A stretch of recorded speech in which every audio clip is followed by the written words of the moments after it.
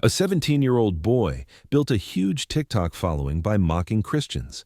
He laughed at prayer, tore pages from a Bible, and told his fans that faith was just a lie people tell themselves. But one night during a live video, something happened he couldn't explain. The lights burst behind him, his face froze in shock, and the stream cut out. In the days that followed, strange things began to happen, things that completely changed his life. And what he shared next left millions speechless. Before we continue, take a second to like this video if you believe no one can escape the truth, and tell me in the comments where you're watching from tonight. Now, let's go back to the night when arrogance met the power of God himself. It was the spring after his mother's funeral, and the air in the Cole house felt as though it hadn't been moved in months, heavy, quiet, and faintly sweet with the smell of spilled beer and detergent. The television was always on, even when no one watched it. Most evenings ended the same way, his father in the recliner, balanced on his knee, eyes half closed in the blue glow of the screen. The man had stopped cooking, stopped shaving, stopped talking about anything that didn't begin or end with a bottle. 17-year-old Ethan had learned to move through that silence like someone avoiding broken glass. He'd once been the kind of boy who sat next to his mother in church every Sunday, tracing the pattern of the wooden pew with his finger while she whispered hymns. She had been gentle, patient, the kind of woman who prayed before every meal and believed kindness could fix almost anything. Watching her fade from cancer left him with a cold anger that never found its name. Now, his room was the only place in the house that still made noise. The computer fan hummed constantly. Lights from his phone danced across the walls, and the ring light stood like a small white sun pointed at his face. On the desk were open chips, earbuds tangled around a Bible that hadn't been touched since the day of her burial. The Bible was there because he couldn't throw it away. It was hers, but he also couldn't open it. That was the year he discovered how easy it was to turn bitterness into content. At first, his videos were small jokes about church kids and miracle stories. Then, they grew meaner, louder, and faster. He called the account God's Biggest Critic and filmed clips where he rolled his eyes at preachers, added laugh tracks to sermons, and made skits pretending to pray for Wi-Fi instead of wisdom. His classmates shared them, tagging him in comments filled with fire emojis. Even people who didn't know him from school began following. He started measuring days by view counts instead of hours. Down the hall, his father coughed and yelled something about dinner. Ethan ignored it. He put his headphones on and hit record. "Welcome back," he said to the camera, smirking. "I'm just here to remind everyone that talking to the ceiling doesn't make your life better." He tried to keep his tone playful, but the word ceiling stuck in his throat. He finished the take anyway, trimmed the silence, and uploaded it. Notifications came instantly. He scrolled through them in the half-dark, the glow of the screen outlining the hollow beneath his eyes. A mix of laughter and hate poured in. Somewhere among the hundreds of comments, one line appeared slightly brighter than the rest. "You are still loved. Stop now." He blinked. The letters looked like they were pulsing faintly, as if backlit by something the screen couldn't show.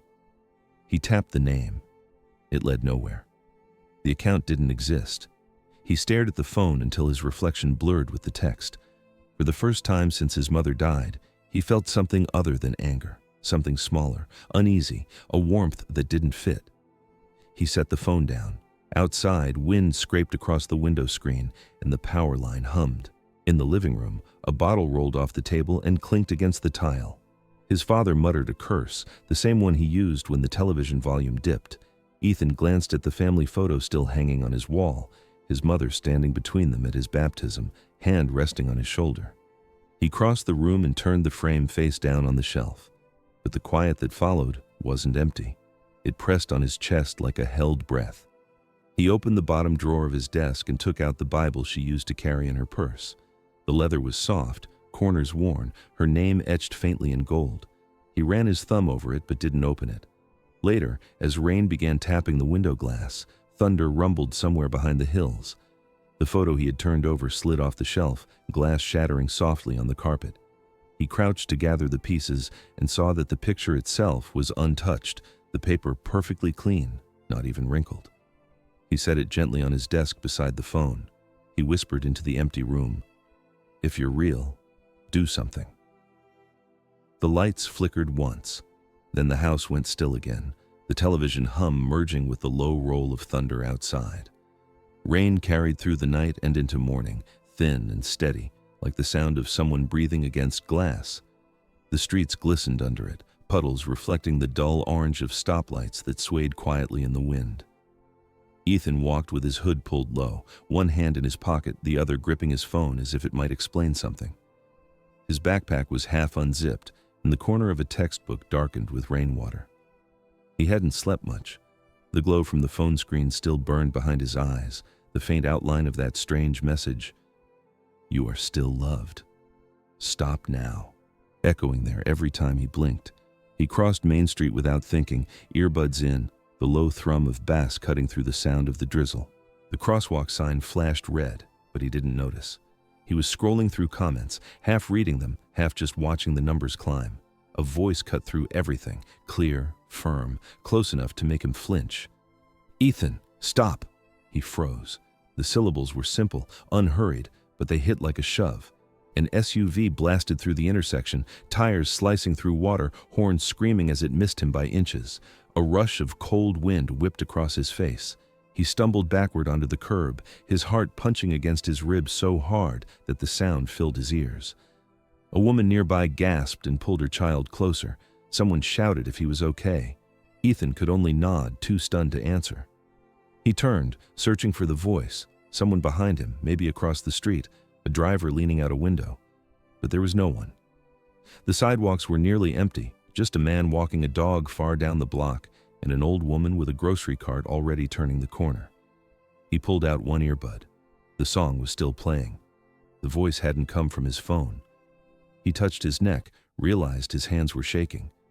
For the rest of the walk to school, he kept turning around, half expecting someone to be following, but there was only the sound of cars hissing over wet pavement. But what happened next would make him question everything he thought he knew about chance and coincidence. By afternoon, the shock had turned to confusion. In math class, he couldn't focus, just kept replaying it, how close the car had been, how he'd felt it in his skin before he saw it. During lunch, his friend Tyler smirked across the table, phone in hand. "Bro, what's with you? You look like you saw a ghost." Ethan shrugged, stabbing his fries. "Just tired," Tyler laughed. "You need to post, man. People are asking where you went. Ride the wave while you can."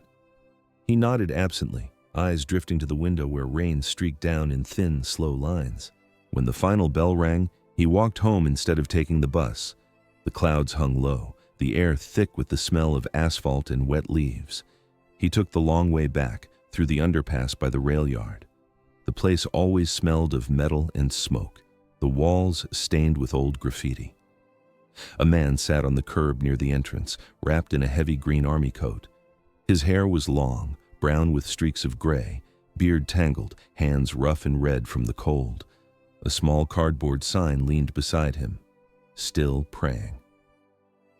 Ethan slowed, more out of instinct than curiosity. The man looked up and smiled, not the kind of smile you return automatically, but the kind that waits for you to decide who you are before you answer it. "Rain's letting up," the man said quietly. "Yeah," Ethan muttered, tugging at his hood. "Supposed to clear by evening." "You heading home or just walking?" "Walking," Ethan replied, then added, "I don't like being inside." The man nodded, eyes soft but focused, like he already knew what that meant. "Sometimes walls make the noise louder." Ethan frowned. "Do I know you?" "Not yet," the man said, "but you've been seen." Ethan blinked, uneasy now. "Seen by who?" "By the one you keep trying not to believe in." He laughed, a sharp, defensive sound. "Right. You one of those street preachers?" "No," the man said simply. "Just someone who's been where you are." Ethan started to walk away, but something in the man's voice made him stop. "I heard what you said last night," the man continued, "about wanting proof. Be careful what you ask for." Ethan turned back slowly. "What did you just say?" The man was smiling faintly, rain beating on his lashes. "You've been angry a long time, haven't you? Angry enough to confuse pain for truth. Look, I don't know who you are. I'm no one important," he said. But I know this. When you mock something you don't understand, it's usually because part of you still wishes it was real. For a moment, neither spoke. A train rumbled in the distance, echoing under the bridge like thunder. Ethan felt the urge to ask another question, something small, how he knew his name, what he meant by proof. But before he could, the man looked past him toward the street. "Time to go," he said gently. "You'll be late." Ethan turned to glance behind him, instinctively checking the empty road, and when he looked back, the spot where the man had been sitting was empty. The cardboard sign was still there, bone dry even though the ground around it was wet. He crouched and touched it. The words were written in thick black marker, "Still praying." No footprints, no puddles disturbed, nothing. He stood motionless for a long moment, the hum of the city wrapping around him. Then he started walking again, slower this time, glancing back once more before turning the corner. That night, he ate dinner alone. His father was already passed out on the couch, half a bottle still on the floor beside him. The rain had stopped completely, leaving the air heavy and quiet. Ethan set his phone on the table, scrolling absent-mindedly through his feed. The glowing comment was gone. Every trace of it, gone. He tried to film something, a quick clip mocking a local pastor's live stream, but his hands wouldn't stop trembling. The ring light flickered once and died. The phone camera froze on his face, distorted, eyes reflecting the faint shimmer of the screen. He deleted the file without watching it. No one could have imagined what he would find waiting for him the next morning, or how quickly the strange peace that had entered his life would begin to pull everything he thought was unshakable apart. He sat in the dark for a long while, the glow of the television from the next room moving faintly across the hallway like a pulse of dull light. Somewhere in the house, the refrigerator clicked off and silence filled the space completely. Ethan closed his eyes, and for the first time since his mother's passing, whispered the only word he could think of. Why? The quiet held it, then gave it back unchanged, and yet, for reasons he couldn't name, he didn't feel alone anymore. The following days moved quietly, as if the world itself was giving Ethan space to breathe. The rain finally stopped, leaving the sidewalks streaked with fallen leaves and the faint smell of wet iron. At school, the noise felt different now. Every laugh, every phone notification, every echo in the hallway seemed louder, sharper, like he was hearing it all for the first time. He still carried the cardboard sign in his backpack, folded neatly between his notebooks. He didn't know why. It just didn't feel right to throw it away. During lunch, he sat under the bleachers behind the gym, a place that used to be filled with smoke and laughter. Now it was just him, the hum of a distant lawnmower, and the sound of his own breathing. He opened his phone but didn't record anything. The lens looked back at him blankly, reflecting his own tired eyes. He thought of the man under the bridge, his voice, the calm certainty in it. It hadn't felt like street preaching, it had felt like being known. He tried to shake it off, but that night when he opened the Bible from his mother's drawer, the first page fell open on its own. A slip of paper slid out and landed on his lap. It was her handwriting, neat, graceful, fading at the corners. Just 4 words. Keep your heart open. He sat there for a long time, not moving, the quiet around him dense enough to hear the soft ticking of the kitchen clock through the wall. But what happened next would begin to change not only him, but the man who had forgotten how to hope. The following morning, his father was in the kitchen, hands trembling as he poured coffee. The smell was stronger than usual, burnt and bitter. "You heading to school?" he asked, voice rough from a night of drinking. "Yeah," Ethan said, adjusting his backpack. His father nodded slowly, eyes distant. "Saw your videos," he muttered. "Somebody from work showed me. You think that's funny? Making fun of faith like that?" Ethan froze. "You watched them?"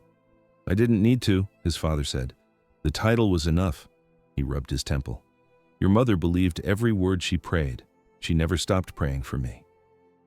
The silence that followed felt alive. Ethan opened his mouth to say something, but couldn't find the words. His father let out a tired breath and sat down, staring at the coffee like it was something that might answer him. "You don't remember," he said, "but when you were little, she'd bring you to church even when you had a fever. Said one day you'd understand why." Ethan lowered his eyes. "I don't think I ever will." "Maybe," his father murmured, "but maybe you already started." That day, Ethan skipped school. He walked through the old downtown district, past the antique store, the empty diner, the church with its chipped white cross leaning slightly to one side. The wooden doors were open. Inside, the air smelled of wax and pine, cool and heavy. He stepped in quietly, shoes creaking on the worn floorboards. A man was sweeping near the altar, gray hair, glasses, sleeves rolled up. "You're welcome to sit," the man said without looking up. Ethan hesitated. "I'm not really a church person." The man smiled faintly. "Neither am I. I just work here." Ethan let out a small laugh and walked down the aisle, sitting near the middle. He ran his hand across the back of the pew, feeling the carved initials, the smooth grooves of time. After a moment, the man came closer, leaning on the broom. "Name's Father Thomas," he said. "You look like someone who's been carrying a question too long." Ethan glanced up, unsure whether to deny it or not. "Maybe," he said finally, "but I don't even know what the question is anymore." "That's a start," Father Thomas said gently. "Most people don't even get that far." They spoke for nearly an hour. Ethan didn't tell him everything, just enough. The videos, the voice, the man under the bridge, the sign, the near accident. Father Thomas listened without interruption, his eyes calm, his hands still. When Ethan finished, he waited for laughter or disbelief, but the priest only nodded. "Sometimes," Father Thomas said softly, "when a heart closes too hard, God finds a crack to slip through. You don't need to call it a miracle. You can just call it love that refuses to give up." Ethan looked at the floor, jaw tight. "Why me?" "Maybe because you asked," the priest said. "Maybe because you needed saving more than you realized." No one could have imagined what that conversation would awaken inside him. Something fragile, something alive. That evening, he walked home past the small park where kids used to skate. The sun was setting behind the clouds, bleeding orange into gray. He sat on the bench where his mother used to wait after grocery shopping. The air smelled faintly of cut grass and rain. He took out the folded sign from his backpack and placed it on his lap. A group of teenagers passed by on bikes, laughing, one of them shouting, "Hey, that's the guy from TikTok." Ethan smiled weakly, shaking his head. He didn't reply. He watched them disappear down the street. For the first time, their laughter didn't sting. It just sounded distant. He pulled out his phone, opened the app, and hit record, not to mock this time, not to make people laugh, just to talk. "Hey," he said quietly, voice almost a whisper. "I don't know why I'm saying this, but if you're watching this, maybe you're angry like I was. Maybe you think God stopped listening, but I think I was wrong. Maybe he never left." He stopped, hands trembling, then pressed upload. That night as he lay in bed, his phone lit up again. Comments poured in, most of them mocking, some confused, a few quietly thankful. He didn't reply to any, but one stood out, glowing faintly, almost imperceptibly, the same way as before. "Keep your heart open." He turned off the screen, the words still echoing inside him, soft and steady. Outside, the night had gone completely still. The moonlight touched the corner of the photo frame on his desk, the one of his mother, her hand resting gently on his shoulder. He smiled without realizing it, and for the first time in months, fell asleep without fear. But what awaited him in the days ahead would test that peace in ways he could not yet imagine. The next morning came with soft light breaking through the kitchen blinds. Ethan sat at the table across from his father. The air smelled of coffee, clean and strong, and the silence between them felt peaceful, not tense.